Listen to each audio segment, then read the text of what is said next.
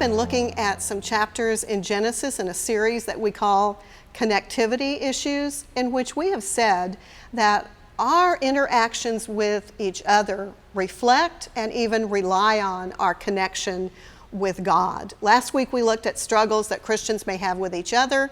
This week we want to look at the interactions that Christians have with the wider culture, the world, especially people who are not believers in the Lord Jesus Christ. This has always been an area of tension for Christians to know how to appeal to the world. The Lord told his disciples on the night before he died that the world had hated him, and so the world was going to hate them also.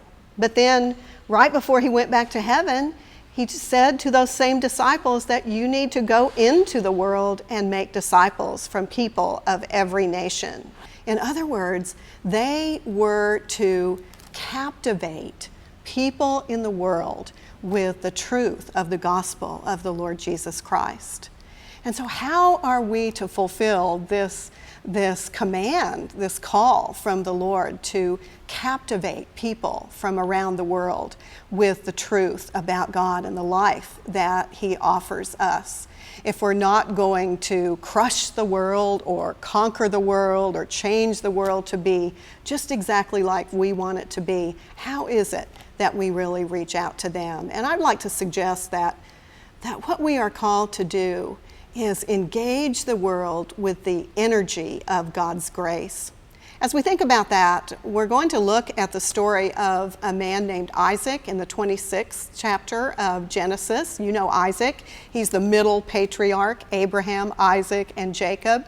And Isaac is often thought of as the quiet patriarch. Even some commentators refer to him as the passive one of the patriarchs. He was a kind of passive man. We don't know nearly as much about him as we know about Abraham and Jacob. But Isaac was significant. He was also the young man who put a load of wood on his back and accompanied his father Abraham up Mount Moriah because God had called Abraham to sacrifice Isaac. And Isaac submitted to that command. He heard God stop it, but he submitted to his father and to God as God tested Abraham in his willingness to sacrifice Isaac, even though it was through Isaac that the promise was to be carried out, that God gave Abraham, that he would multiply his descendants, and that through those descendants, in fact, all of the world would be blessed. So in chapter 26 of Genesis, we find Isaac probably living with his family in maybe south central Canaan. He begins to move in a kind of southwesterly direction because there's a famine in the land. And so he moves away, he kind of moves to an area where perhaps he thinks there would be more food. And then he has an experience with God, an amazing experience with God. God stops him. God says, Isaac, do not go to Egypt. Now, we weren't told that was what was on Isaac's mind, but that was a strategy that his father had followed at one point when there was a famine. And so God stopped Isaac, and he said to him, what he really did was reconfirm the promise that God had originally given to Abraham. God said to Isaac, don't go to Egypt, stay in the land. I will be with you. I will bless you here in this land. I will multiply your offspring. This is what I promised your father Abraham, and I will multiply your offspring. And through your offspring, all nations of the world will be blessed. And so Isaac experienced a reconfirmation of God's great covenant with Abraham. And so he moved on. He didn't go to Egypt. He stayed in the land, but he did kind of move over to an area, a city named Gerar. Now, Gerar was a city of the Philistines.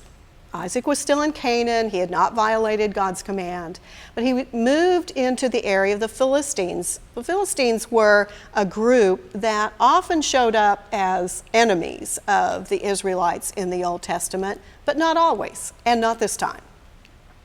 Isaac got close into Gerar, and then he began to have some trepidation about engaging with these people who were not worshipers of the Lord. But he had a strategy. And his strategy was the same as his father's strategy had been when the trepidation that these two patriarchs had about moving into a region where people of the world were not believers in God, their trepidation was that they were married to very beautiful women. And they were afraid that the men of the region would be so attracted to their beautiful wives that they would take the wives and kill the husbands. And so Isaac's strategy was to lie about his relationship with his wife, Rebekah. His strategy was to tell the people in the region that Rebekah was his sister and to ask her to say that also. His father had done the same thing in Egypt with some pretty bad results. His father had done it again in Gerar also with some bad results. And now Isaac adopts the same strategy. He has this strategy.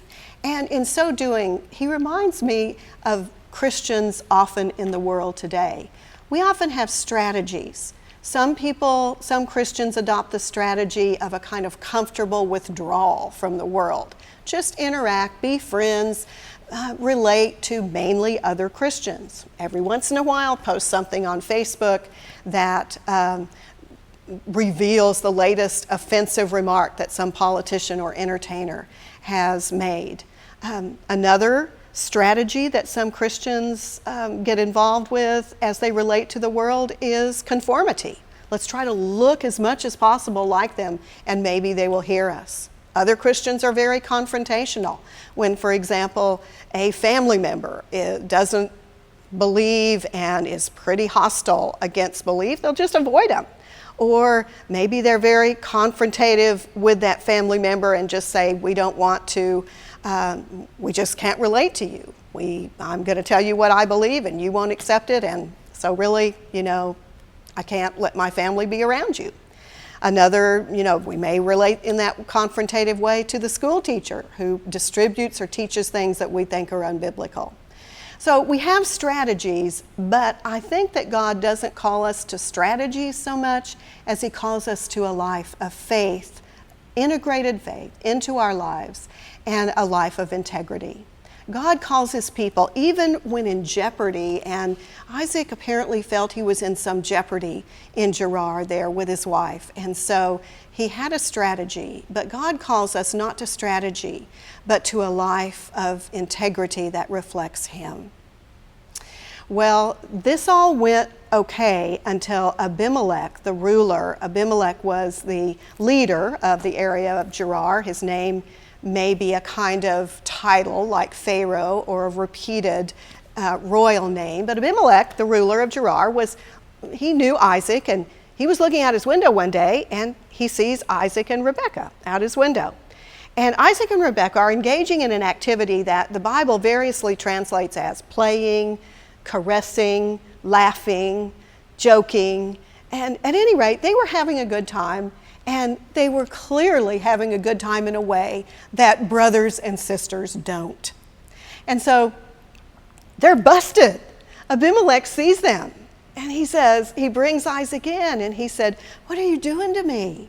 Why did you tell me that Rebekah was your sister when she is clearly your wife? You could bring down the men of the region here, could have become involved with her and have brought disaster down on us." Isaac was rebuked because of a lack of integrity by someone who was not even a believer in God. But God was very generous to Isaac. He moved on away from Gerar a little way, and he planted crops. God blessed him in his crops. He reaped crops 100-fold, 100 times more than the seed that he had planted. He had great herds and great flocks of sheep, until finally the Philistines became a little envious of Isaac, and so the Philistines who lived in Gerar, asked Isaac to just move away a little bit from them. And so he did. He didn't go too far. He was still in the valley of Gerar, but he moved away. The next thing he began to do was dig wells. This was essential. Wells are very important in the Middle East. He dug a well, and here came the herdsmen, the Gerarian herdsmen, and they claimed it. And so Isaac, though, you know what? He didn't sue in the courts of Gerar. He didn't go complain to Abimelech. He just moved on. He moved and he dug a second well. And the herdsman came and quarreled over that one too. You know what he did? Isaac moved a third time and dug a third well. This time he was left alone. And this time he said, the Lord, he actually named the well a name that meant the Lord has made a place for us. Isaac had learned that dependence on the Lord overrules defensiveness with people. He had entered into Gerar with a defensive attitude, the way many Christians engage the world. But now he began to act on the grace that God had shown in his own life. And he depended on the Lord, and that overruled his tendency, that default tendency that most of us have to defend ourselves. That overruled his defensiveness with people. The next exciting thing that happened to Isaac was that Abimelech actually came to him. Bringing the commander of his forces, Abimelech came to Isaac and he said, you know, we would like to make with you a covenant of peace. He said, we have seen that God is with you. Wouldn't you love it if someone would come to you and say, we have seen that God is with you. We have seen that God had blessed you. Isaac had applied the grace in all of his activities. He was a recipient of God's grace, and he had applied God's grace to his relationships. And in so doing, he had become an agent of God's peace. He reminds me of a couple that my husband and I know that live in a neighborhood, a very modest neighborhood. And we were at their home for dinner once and came up the back driveway, and I looked over their fence and saw a good number of very fierce dogs in the neighbor's yard, and our friend was carrying his tiny little dog with him.